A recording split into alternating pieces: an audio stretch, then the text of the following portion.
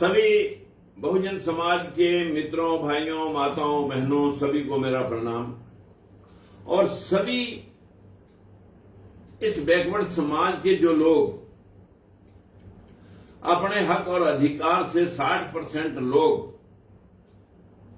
जो महरूम है अपने हकों से, जिनको पढ़ाया जा रहा है कि तुम्हें मुसलमान खा जाएंगे, जबकि यकीन रखे हमारे हक जितने भी 600 जज जुडिशरी के, जिनमें बैकवर्ड का इक्का दुक्का ही लोग हैं, जिनकी संख्या 60% है समाज में, बाहर लगभग 195 मुल्कों में राजदूत सब उसी समाज के लोग हैं,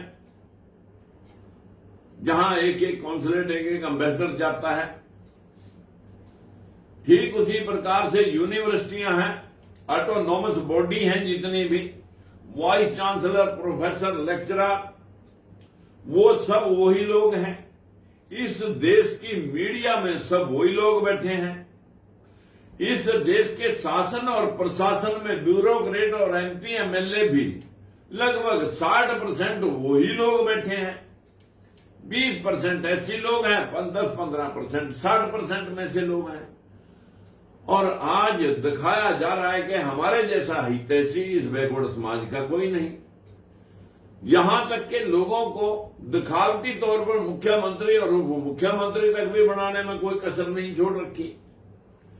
लेकिन जब हक और अधिकार की बात आती है, इस समाज को जगाने की बात आती है, लोग भाषण तो देते हैं, लेकिन महात्मा ज्योतिबा फूले की जो फिल्म है,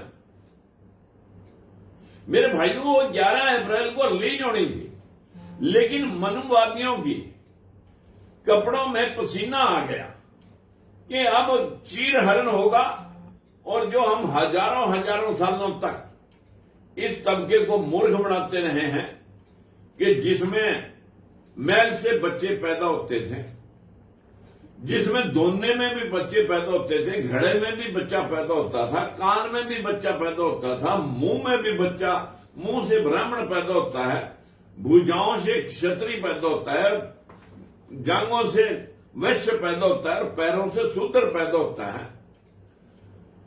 यहां तक की भ्रांतियां कि रावण को मारने के लिए 1200 योजन का पुल लगाया गया।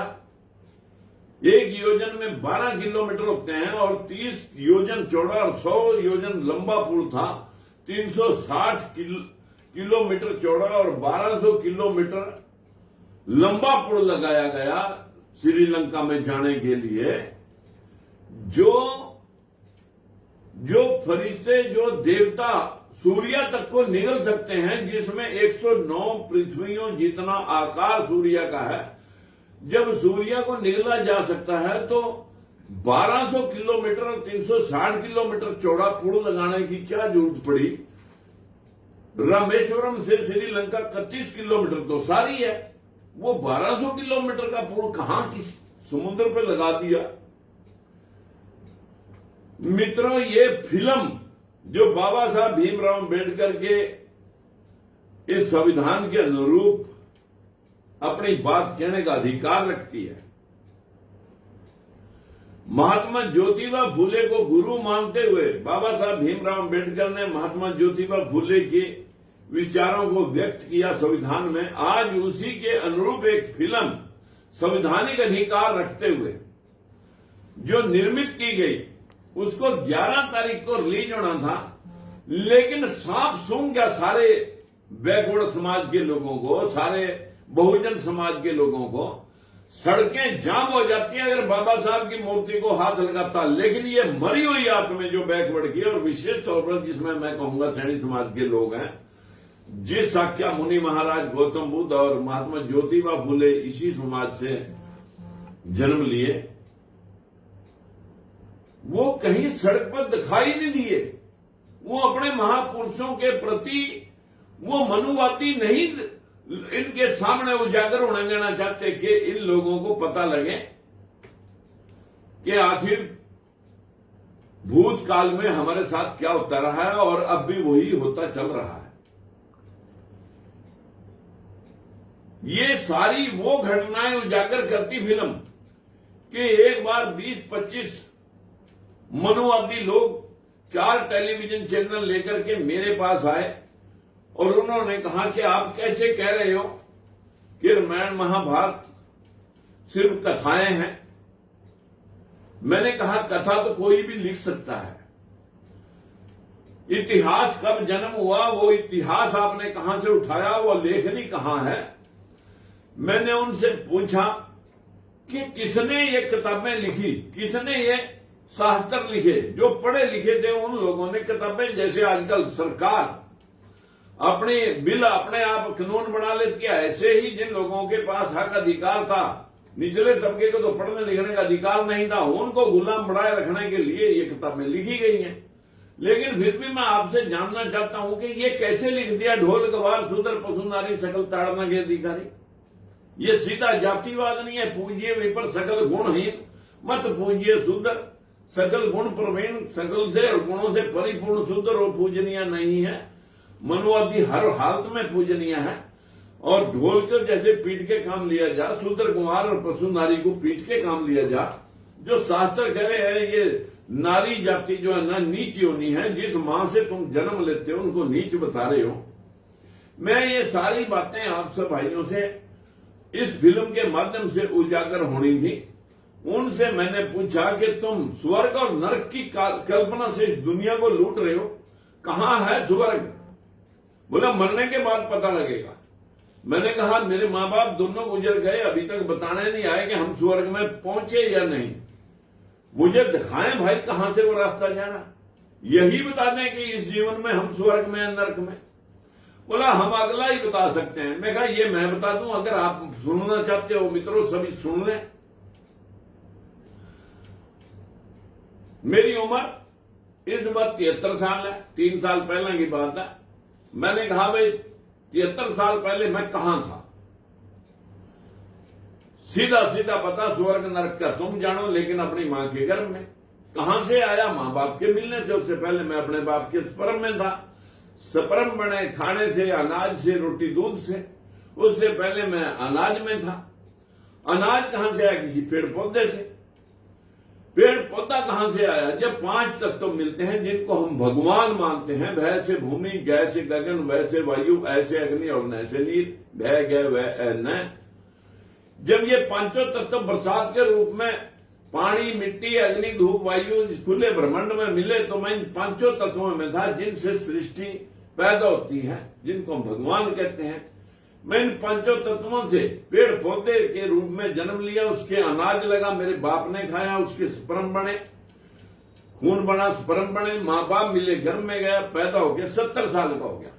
जिस दिन मरूंगा उस दिन भी यही क्रिया रहेगी कि हवा निकल गई, शरीर बर्फ जैसा ठंडा हो गया, और हवा मिल गई, गर्मी तत्व गर्म में मिल गया, जलाया दफनाया कि मिट्टी में मिल गई, पानी वाष्प बन के आसमान में उठ गया। आते हुए आप लोग क्या कहेंगे? 5 तत्व में विलीन हो गया।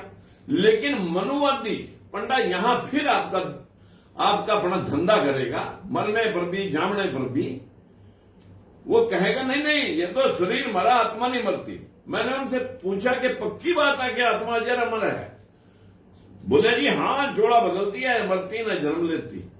मैंने कहा फिर जब अपने देश की स्वतंत्रता के समय 35 करोड़ लोग थे, 12 पाकिस्तान में चले गए, हमारे पास 23 करोड़ रह गए।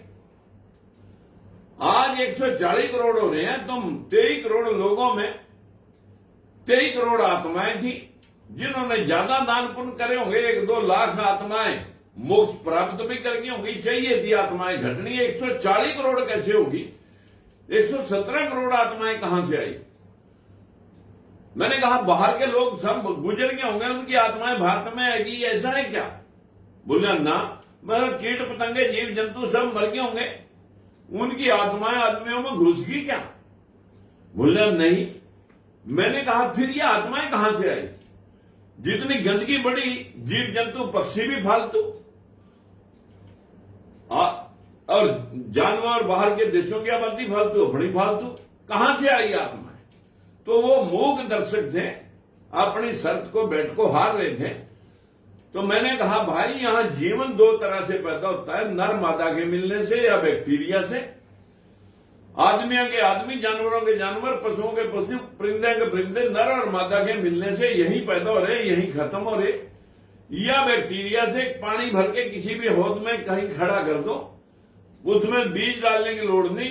आपके दुनिया भर के 1 महीने 2 महीने के अंदर ही मच्छियां, कॉकरोच और जितना बैक्टीरिया बनेगा और उसमें उतने जीव पैदा हो जाएंगे।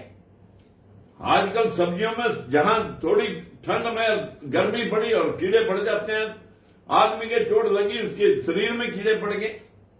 मैं कहा ये जीवन बैक्टीरिया से पैदा होता है। ये कहीं से लोग आ नहीं रहे, कहीं जा नहीं रहे, यही नर मादा के मिलने से बैक्टीरिया से पैदा हो रहे, यही खत्म हो रहे। रह गया स्वर्ग और नरक। आपके घर में दाल रोटी का जुगाड़ ठीक है, बच्चे कहने में समाज में इज्जत है, मुकदमे बीमारी से घर दूर है, नींद भूख बढ़िया लगती है, आपका घर स्वर्ग है।